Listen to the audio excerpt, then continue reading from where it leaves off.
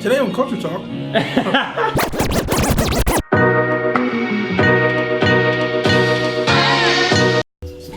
What's up, everybody? Welcome to Culture Talk. It's your boy Epidemic. Yo, it's your boy Mike French. Always late. What's up, player? Yo, man. All right, now let's What's up, family? Yo, we got to do outfit review. Hold up. Shout out to Aretha Franklin.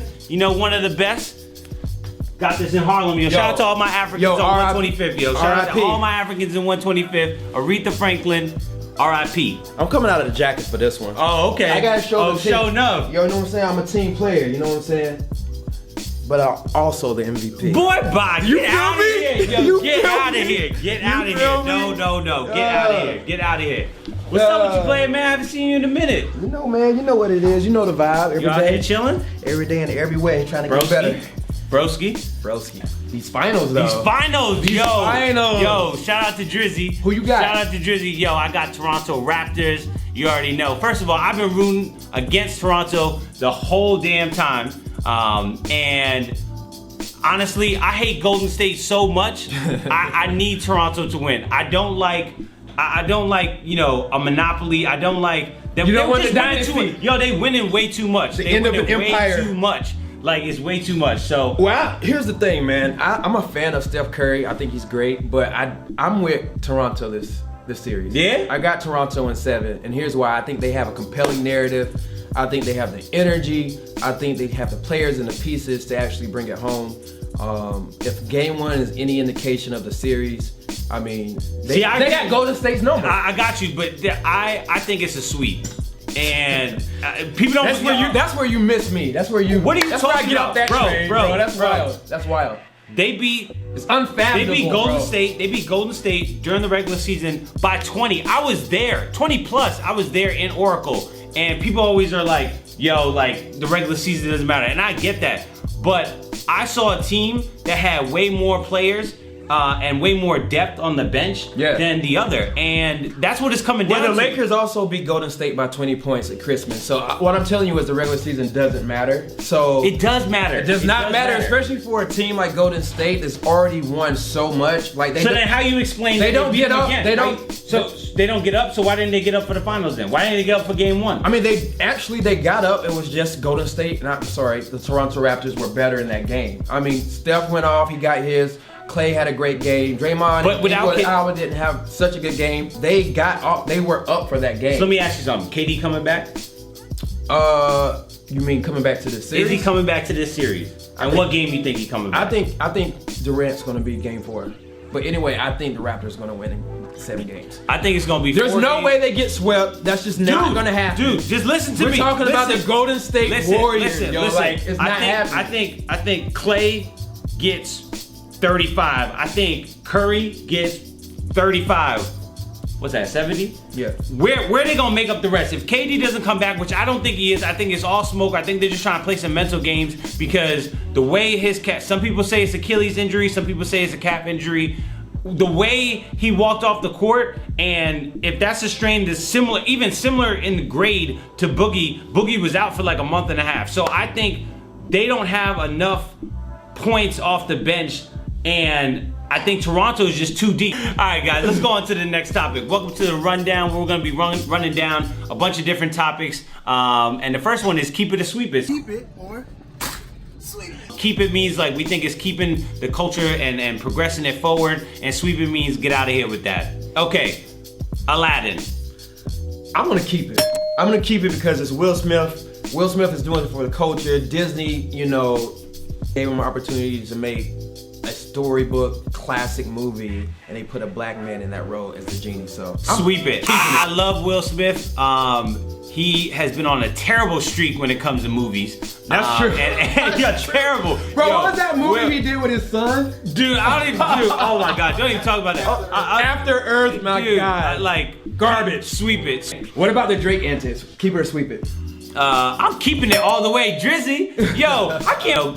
Clay basically was talking crap before the game and was like, oh, like, I don't really listen to Drake or yada yada yada. Man, get out of here with that I noise. think Drake got them upset, and Toronto all the way. We the 6. What if Drake is the X factor in the series? There's a thought for you. I'm going to keep it for sure. I think that his antics are just making it more entertaining. Like in a finals without LeBron, like this extracurricular activity on the court is like it's compelling, it's entertaining, and I'm hyped for the finals. Absolutely. This reminds me of the 90s when like Spike Lee and Reggie Miller were going at it. Like it's just like as soon as it happened, as soon as Drake started doing all these antics, like my mind went there, and like that's the entertainment part of it. Like, all right, Zion Williamson signed to CAA instead of Rock Nation or LeBron's camp. Keep it or sweep it. What are you gonna do? I'm gonna keep it. You know why? Because I think Zion, he probably looks at Bron. If I was Zion, he probably looks at Bron and says, you know what? Why be under him when I want to be him? I'm sweeping it hard. This is why, because I feel like Zion had an opportunity the mega watt player that he will be and already the star that he is, to sign with the family, bro. Yeah. If it wasn't LeBron, it could have been Jay-Z, and just that type of talent, like making a statement to other like future recruits, like we can do this as a people, like that would have been a real move for the coaches. Okay, everybody, for our next topic, it is the end of Mental Health Awareness Month, and we definitely wanted to touch on this because I think this is something that the culture has struggled with. It's been stigmatized. It's been stigmatized, and I think that this is something that's really important to just talk about and how far we've come. So I would love to hear from you, Mike. So for me, Mental Health Awareness Month is personal. I've had family members who suffer from mental health, so I've always been acutely aware of this idea of mental health and what it means to actually be mentally healthy as well as mentally unhealthy. My brother suffers from schizophrenia and bipolar disorder. And so as a child, seeing that in your household and not having... I didn't know that. And having... Me and Mike known each other for 12 years. I really did not know that. Yeah, like not having like initially like the language and the kind of like understanding of it, it further like exacerbated the stigma. Like I didn't want to talk about it with people. Obviously our family didn't want to talk about it with people. And we just labeled him, or he was labeled by other people as crazy. But as I grew and learned, and I just had the desire, just because I love my brother, to understand the disease, I became more informed. I took it upon myself to learn about it and just be an advocate in a sense.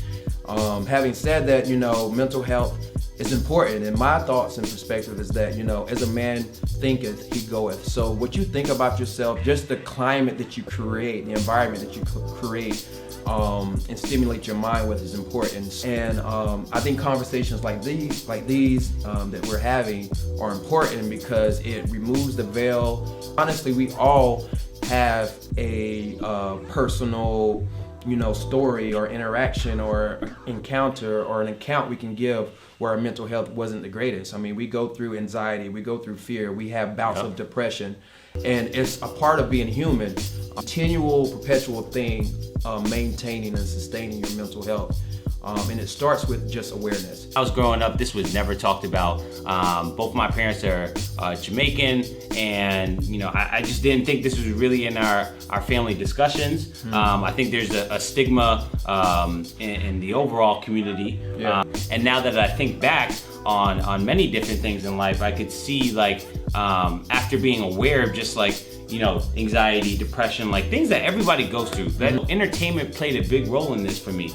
When I saw the first concept of therapy, really came when I saw movies that were portraying, only a certain class went to therapy. So it was almost like to convince the audience that this person was a part of a certain class, they included scenes of them going to therapy, right? Yeah. And I've been to therapy. I've gone to therapy, and I think it was unbelievable, and I actually want to go back. I just can't find nobody in LA. understand that your brain is a muscle too, and a lot of anxiety comes when you don't finish a thought. I write in a journal every night, just to bring my thoughts to a closure, you know what I mean? To understand that, you know, that is important before I go to bed, or else, you know, I wake up with anxiety because you just haven't finished that thought. What are some practices that you do? I'm very mindful about my thought life, you know? And so what that means for me is that I work on my subconscious more than anything. I surround myself with just positive affirmations and visualizations that represent the best of what I'm capable of. And what that really looks like is a vision wall. What that really looks like is, you know, scripture for me. I'm a huge man of faith. And so I just have scriptures that remind me of the promises of God for myself. And I have close friends that I can, you know, really, if there's that's really the biggest thing. Yeah. Have a circle, have a strong circle. Yeah, have a strong circle, have a close-knit circle, have people that you can confide in. All right, guys, I hope you enjoyed this episode. Please subscribe, like, you know what I mean? Like, Subscribe, and like us. Give us comments, do something. Comment. Like, don't just look. Don't look at us. Give don't us just feedback, see content. Give us feedback. Yeah. We want to make the best show possible to you. It's Culture Talk. We out. Out.